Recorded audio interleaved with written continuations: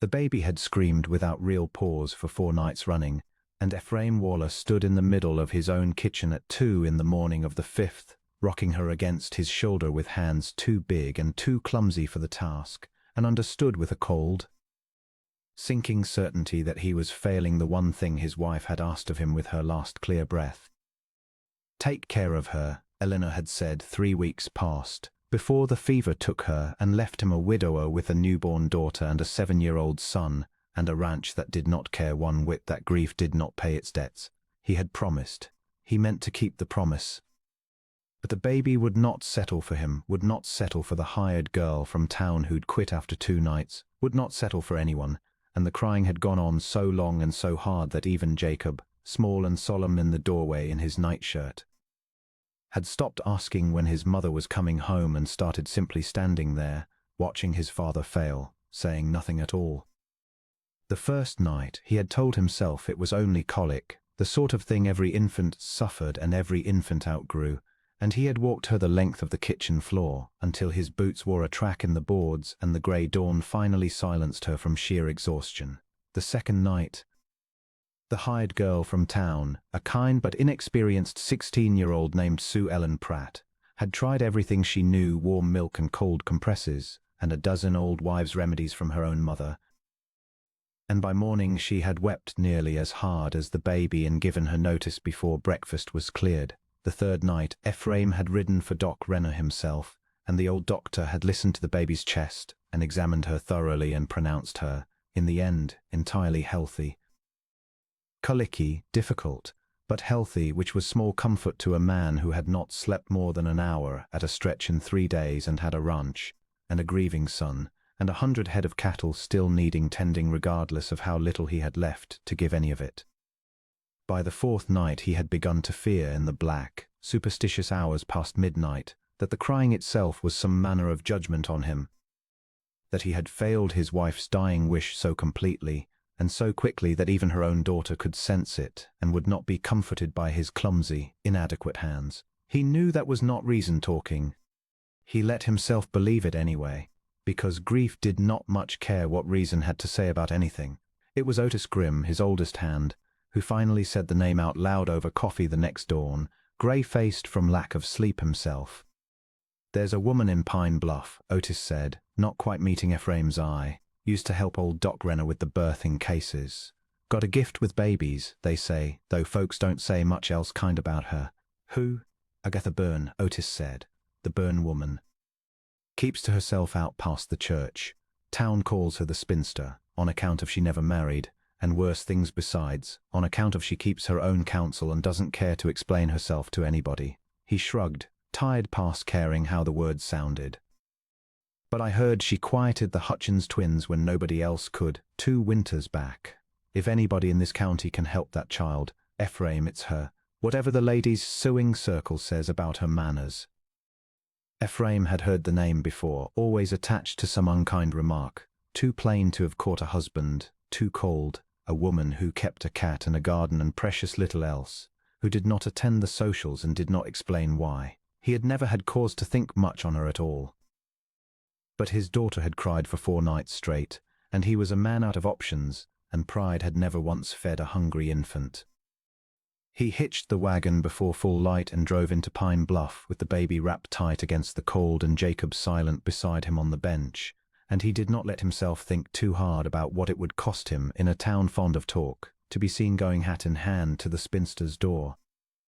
Aggie Byrne had been awake since before dawn, as she generally was, tending the small garden that was the only thing in Pine Bluff that had never once judged her for anything at all. She heard the wagon before she saw it, and she heard the baby's cry carried on the cold morning air before she saw either thin, ragged, exhausted sound that told her everything she needed to know about the 4 sleepless nights that must have come before it.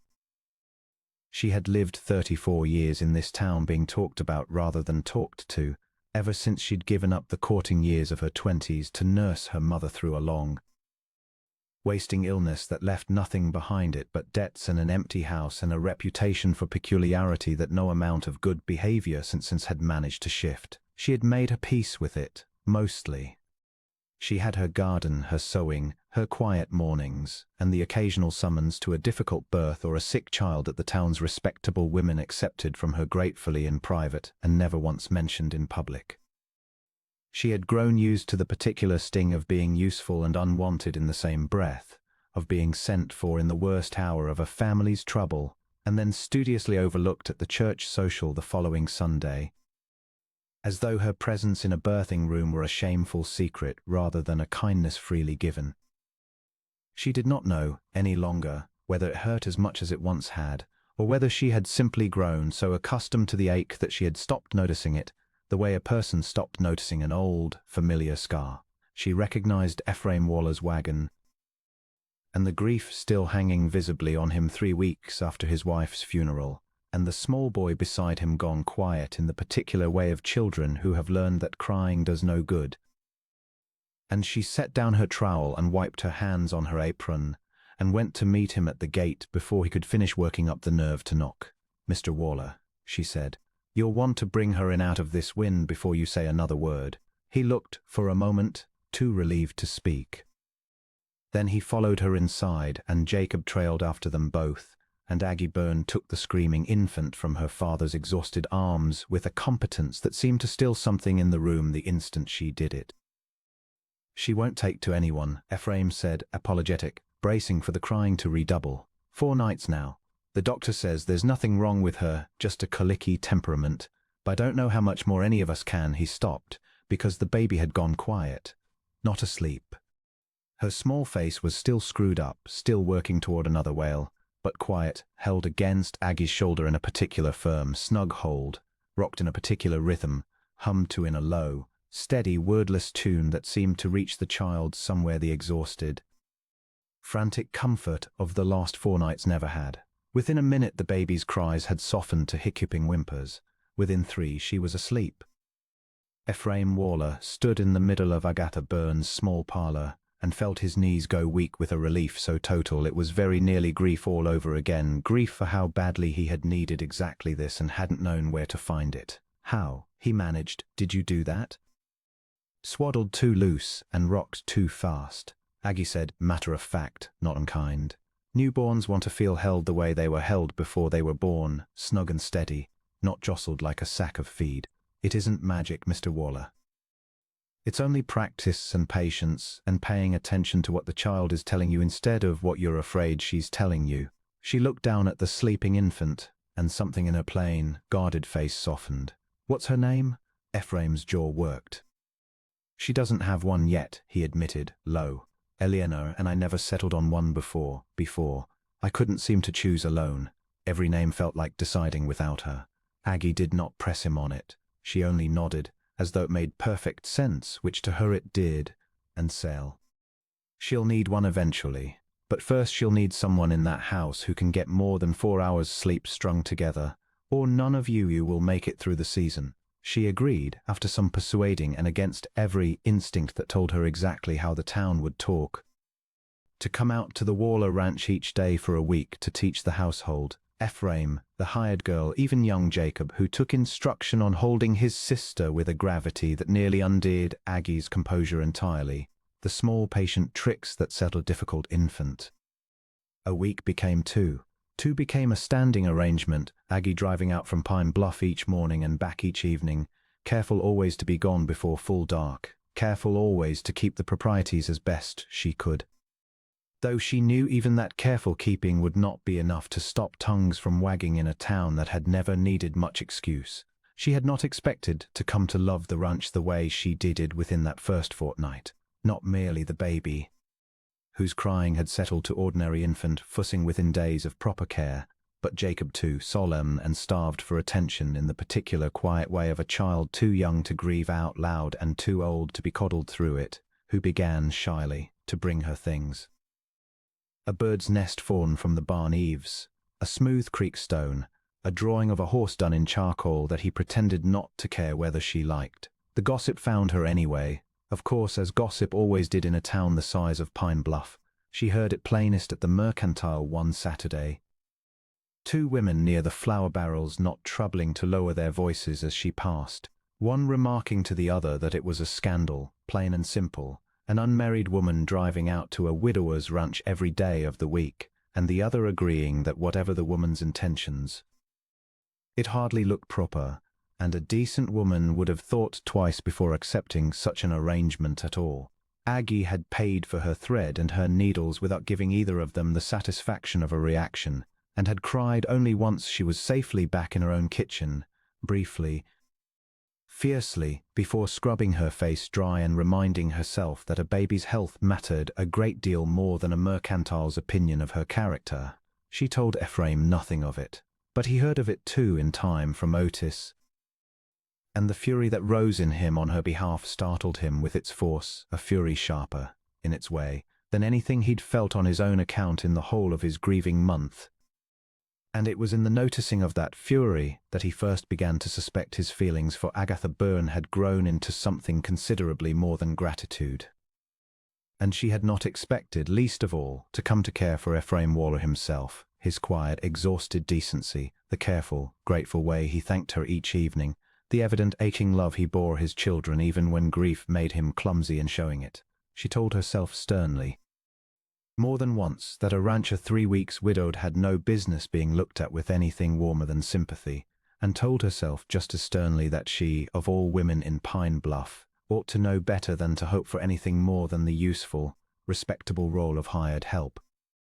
But hope, once let in the door even a crack, was a stubborn visitor, and did not leave simply because it had been told to.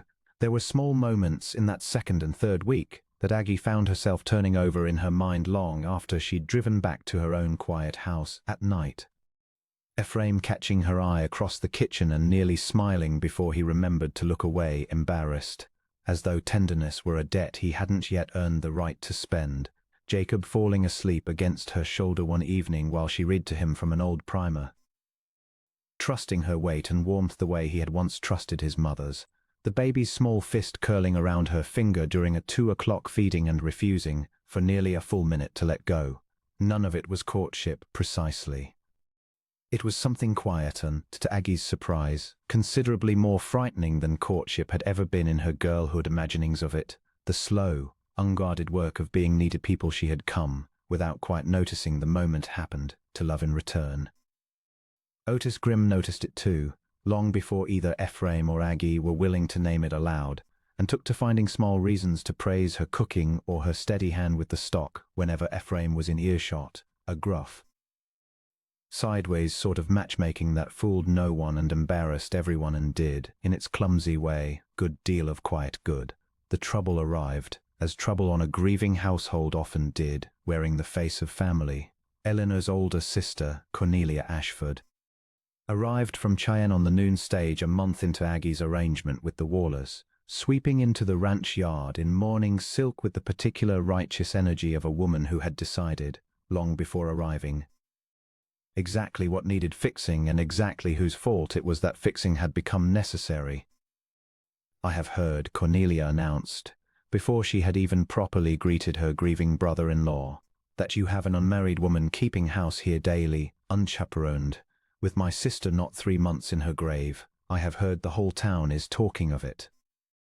And I have come to see for myself whether my niece and nephew are being raised in a respectable household, or whether I need to make other arrangements for their care." The word "other arrangements" landed in the yard like a dropped stone. Ephraim went pale. Jacob, who had come running out at the sound of the wagon hoping, plainly, that it might somehow be his mother, shrank back against the porch post at the tone of his aunt's voice. Cornelia said, careful, "Miss Byrne has been a great help to this household. She is not." "I can see exactly what she is not, Ephraim, which is family, or a wife, or anyone with a legal claim to these children at all," Cornelia said. "I have spoken with a lawyer in Cheyenne. Eleanor's estate names me as guardian should you prove unfit to raise them alone, and I confess, having heard how this household is being run, I have serious doubts." Aggie, coming around from the hen house with a basket of eggs, arrived in time to hear the last of it, and felt the words land against her like a slap, not for her own sake but for the children's, for Ephraim's, for the fragile, healing thing that had been growing quietly in that house for a month, and now stood in danger of being torn up by the roots over nothing more than appearances. She set down her basket, and she did not flinch, though every instinct honed by 34 years of town gossip told her to make herself small and disappear before she made things worse. "Mrs. Ashford," she said instead, steady, "I understand your concern. But I'd ask you to judge this household by what you see with your own eyes over the coming days, rather than by what you've heard secondhand in Cheyenne. Baby was crying near without stop when I first came to this house. She sleeps 8 hours a night now. That boy has begun laughing again. I don't know what a lawyer's paper says about fitness, ma'am, but I know what love looks like when I see it, and I see a great deal of it in this yard." Cornelia's mouth thinned, unconvinced, but she did not immediately depart, which Ephraim understood, with a sinking heart, to mean she meant to stay and watch and judge, and that the coming days would decide far more than anyone in that yard was prepared for.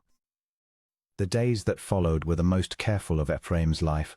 Every small domestic moment performed under Cornelia's watchful, critical eye, every meal, every bedtime, every ordinary tenderness weighed and found wanting or, occasionally, grudgingly approved. He found himself increasingly standing beside Aggie in a kind of unspoken alliance against her scrutiny, and found too in the standing beside her a warmth he had not expected still to be capable of feeling so soon. "She means well," Aggie said one evening, low, when Cornelia had finally retired to the spare room she'd more or less commandeered. "Grief makes people grasp for control over anything they can reach. She lost her sister. She can't fix that, so she means to fix us instead." "That's generous of you," Ephraim said, "given she's threatening to take my children." "I didn't say I liked her," Aggie said, and something in her dry tone startled a real laugh out of him, the first he'd managed in over a month, and it felt, in the aftermath, like something had cracked open in his chest and let a little light through for the first time since Eleanor died. It was Jacob, in the end, who tipped the scales further than any argument Ephraim or Aggie could have made on their own behalf. Cornelia had cornered the boy on the porch one afternoon, gentle but probing, asking whether he missed his mother, whether he liked having Miss Byrne about the place, whether he thought his father ought to send her away and find the family a proper housekeeper instead, someone respectable, someone the town wouldn't talk about. "Miss Aggie is proper," Jacob had said with the flat, unshakable certainty of a 7-year-old who had made up his mind and did not see much point revisiting it. "She taught me how to hold Ellie so her head don't wobble.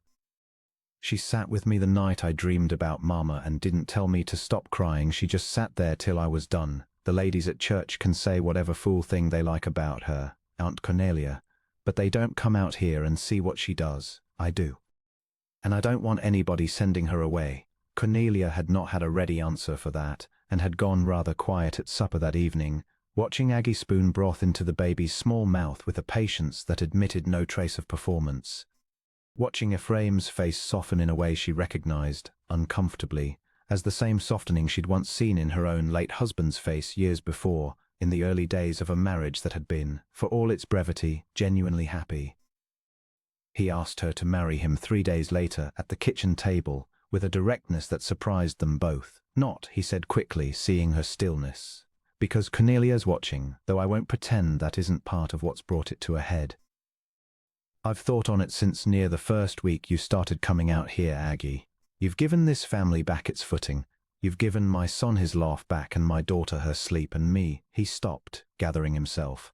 "You've given me a reason to think past just getting through each day. I know it's fast. I know what the town will say on top of everything they already say. But I'm not asking you because it's convenient. I'm asking because I don't want to imagine this house without you in it, and I'd be a fool and a liar to pretend otherwise any longer." Aggie sat very still, 34 years of being overlooked and dismissed rising up in her all at once against the plain, unguarded honesty of his face. "The whole town already believes the worst of me," she said finally. "If I say yes, they'll say I schemed for a widower's ranch inside a month of his wife's grave." "Let them," Ephraim said.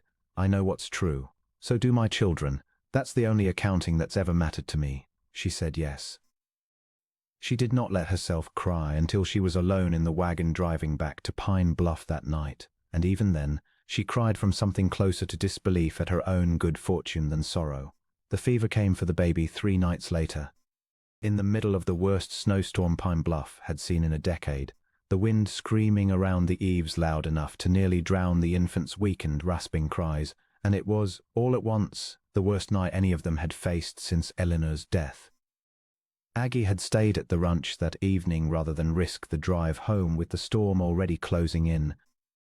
A decision Cornelia had eyed with fresh suspicion until the baby's fever spiked. Anything ordinary teething or colic could explain, and every scrap of suspicion in the house burned away in the face of shared terror instead. "The doctor can't get through in this," Ephraim said, ashen, standing in the nursery doorway while Aggie worked, sponging the baby's small burning body with cool water, murmuring to her in the same low, steady voice that had quieted her that very first morning, watching her breathing with a fixed, terrible focus that admitted no room for panic. "Aggie, what do? We keep her cool, and we keep her drinking, and we do not let her stop fighting," Aggie said, not looking up, her hands never once faltering, though her own heart hammered with a fear she did not let show in her voice, because she had learned long ago, at her mother's sickbed, that a frightened room could not save anyone and a steady one sometimes could. "Jacob, I need more cool water from the well house. Can you manage that bundled up warm?" The boy ran, glad, desperately, to have something useful to do with his hands. "Cornelia, I need every blanket in this house brought here. Then I need you to help me change her linens the moment they're damp. Ephraim, hold her while I mix a little willow bark tea. Careful. Keep talking to her. She knows your voice." The house moved around Aggie's steady instructions like a single creature through the worst hours of the night, the storm howling outside, the fever breaking and returning and breaking again, and somewhere in the deepest, darkest stretch of it, past 2 in the morning, with the wind screaming and the lamp guttering low, and every soul in that house running on nothing but love and terror and Aggie's unshaking hands, the fever broke for good, and the baby's ragged breathing eased into something steadier, and her small fist closed around her father's finger with a strength that told them all, before Aggie ever said the word aloud, that the worst had passed. There had been one terrible stretch, near 3 in the morning, when the fever had spiked so high that the baby stopped crying altogether and lay limp and silent in Ephraim's arms, her small chest working too fast, her skin burning under his hand, and for one long, suspended moment the whole room seemed to hold its breath along with her. Ephraim had looked up at Aggie with a naked, desperate fear he had not let himself show since the morning Eleanor died, and Aggie had looked back at him and said, quiet but iron sure, "She is not leaving us tonight, Ephraim. Look at me." She is not. She had stripped the last dry blanket from the cradle, pressed a cool cloth to the back of the baby's neck where the fever ran hottest, and kept talking to her the whole while in that same low, steady hum, refusing to let her own hands shake though her heart was hammering fit to break her ribs, until gradually, mercifully, the small chest began to slow, and the burning skin began to cool, and the baby's thin, furious woe returned, the most welcome sound any of them had ever heard. Cornelia Ashford sat down hard in the rocking chair in the corner of the nursery and wept, openly, for the first time since her sister's funeral, and when she could speak again, she looked at Aggie across the lamplit room with an expression stripped entirely of the suspicion she'd carried in from Cheyenne. "I came here to judge you," she said, "and I have spent the worst night of my life watching you save my sister's daughter with nothing but cold water and steady hands and more courage than I've shown in a decade. I withdraw every objection I ever raised, Miss Byrne, and I am ashamed I raised them at all. You were only trying to protect them," Aggie said, too exhausted for anything but plain kindness now that the crisis had passed. "So was I. Seems to me we wanted the same thing all along." The baby recovered fully within the week, and it was Ephraim, sitting beside her cradle on a quiet morning with the worst of the storm and the fear bow behind them, who finally at last gave her a name, Aggie beside him and Jacob leaning against his knee. "Eleanor Grace," he said softly, testing the sound of it. "Eleanor for her mother who gave her life, Grace for the woman who saved it." He looked up at Aggie, his eyes bright. "If that suits you." "It suits me fine," Aggie said, her voice unsteady, and did not try to hide the tears this time. They married in the spring, in the small Pine Bluff church that had gossiped about Agatha Byrne for 34 years and came, every soul of it, to watch her wed the county's most grieving, most grateful widower, Cornelia Ashford standing proud beside her as matron of honor. Jacob solemnly carrying the ring on a small velvet cushion he'd insisted on choosing himself, baby Eleanor Grace asleep and untroubled in her aunt's arms through the whole ceremony, as she had every night since the fever broke, sound and safe and entirely at peace. Even the two women from the mercantile came, and had the grace to look ashamed of themselves when Aggie greeted them warmly at the church door, offering not a word of reproach, only a genuine welcome, which shamed them a good deal more effectively than any sharp retort could have managed. Otis Grimm stood near the back with his hat crushed in both hands, grinning so wide his face exed with the unfamiliar effort of it, told anyone who'd listen that he'd known it from the very first morning, watching that baby settle in Arthur Burns' arms like she'd been born to it. Though in fact he had known no such thing and had only hoped, the way every soul in that church now hoped, watching the county's steadiest, gentlest, most unfairly overlooked woman walk out into the sunlight on the arm of a man who had finally fully learned to see her. And Agatha Waller, who had spent half her life being talked about rather than spoken to, walked out of that church on her husband's arm into a town that had finally, fully seen her, not as the spinster they had mocked, but as the steady, gentle, unshakable woman who had quieted a screaming house and, in the quieting, found at last a family entirely her own,